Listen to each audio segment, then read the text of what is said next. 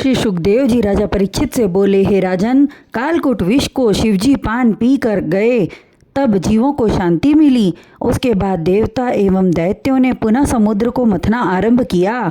दूसरी बार कामधेनु गौ उत्पन्न हुई, उसे दैत्यों ने लेना चाहा। यह देखकर भगवान श्री नारायण बोले, हे दैत्यों, शास्त्रों में लिखा है कि किसी भी शुभ कार्य की सिद्धि हेतु ब्राह्मण एवं ऋषियों को दान अवश्य देना चाहिए, जिसमें गौदान सर्वोत्तम माना गया है। अतः कामधेनु को ऋषियों को समर्पित कर देना चाहिए। अब समुद्र मंथन से जो भी रत्न निकलेंगे, उसमें से एक दैत्यों को, एक देवताओं के भाग में आएगा। समुद्र मंथन से तीसरी बार उच्चैश्रवा नामक घोड़ा निकला, जिसे राजा बलि ने ले लिया। चौथी बार 4 दांत वाला श्वेत रंग का ऐरावत हाथी निकला, जिसे देवराज इंद्र ने ले लिया। 5वीं बार अत्यंत सुंदर कौस्तुभ मणि निकली, जिसे देखकर श्री नारायण बोले, इसे हम लेंगे। देवता और दैत्यों ने प्रसन्नता पूर्वक वह मणि त्रिलोकीनाथ को दे दी। 6वीं बार पारिजात नामक वृक्ष की उत्पत्ति हुई, उसे देवताओं ने ले जाकर देवलोक में स्थापित कर दिया। फिर रंभा नाम की अति रूपवती अप्सरा प्रकट हुई, जो किसी को न मिली। वह अपने नृत्य एवं गायन से हर किसी का मनोरंजन करने हेतु उत्पन्न हुई थी। 8वीं बार समुद्र मंथन से लक्ष्मी जी प्रकट हुई। उनके दाएं हाथ में कमल और बाएं हाथ में वरमाला थी। उनके वस्त्राभूषणों से अलंकृत सुंदर रूप को देखकर देवता एवं दैत्यों ने समुद्र मथना छोड़ दिया और उन्हें प्राप्त करने की चेष्टा करने लगे। तब लक्ष्मी जी बोली, तुम लोग आपस में मत लड़ो। जिस पुरुष में संपूर्ण गुण विद्यमान रहेंगे, मैं उसी के पास रहूंगी। बलपूर्वक कोई मुझे अपने पास नहीं रख सकता। यह कहकर लक्ष्मी जी पुनः बोली, तुम लोग पंक्ति बनाकर बैठ जाओ। जिसे मैं योग्य समझूंगी, उसके गले में वरमाला डालकर उसका वरण कर लूंगी।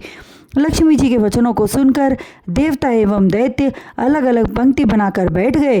तब उन्होंने लक्ष्मी जी दैत्यों की तरफ दृष्टि डालकर कहा, ये लोग शक्तिशाली तो हैं, किंतु घमंडी एवं दुराचारी हैं।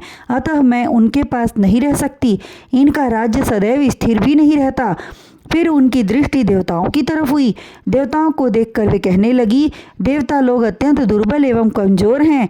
जब भी इन पर विपत्ति आती है, तब ये भागकर नारायण जी की शरण में आते हैं। जब ये स्वयं अपनी रक्षा नहीं कर सकते, तो मेरी रक्षा कैसे करेंगे।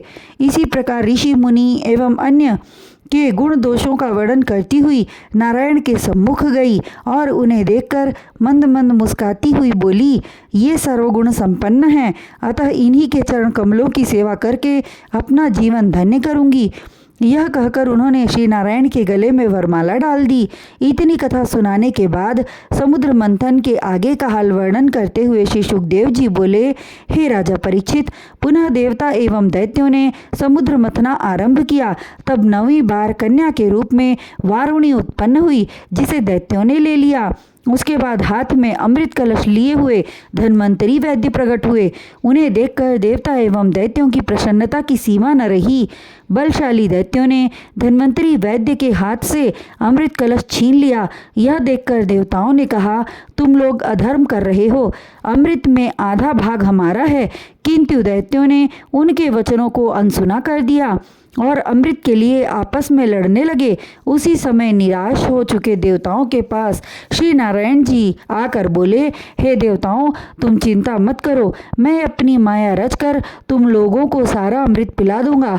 इस तरह से देवताओं को धीरज देकर उन्होंने एक अत्यंत अद्वितीय सुंदरी का रूप धारण कर दैत्यों के पास गए। मोहिनी का रूप ऐसा था, जिसे देखकर ऋषि मुनि, असुर, देवता एवं बड़े बड़े तपस्वी भी मोहित हो जाएं।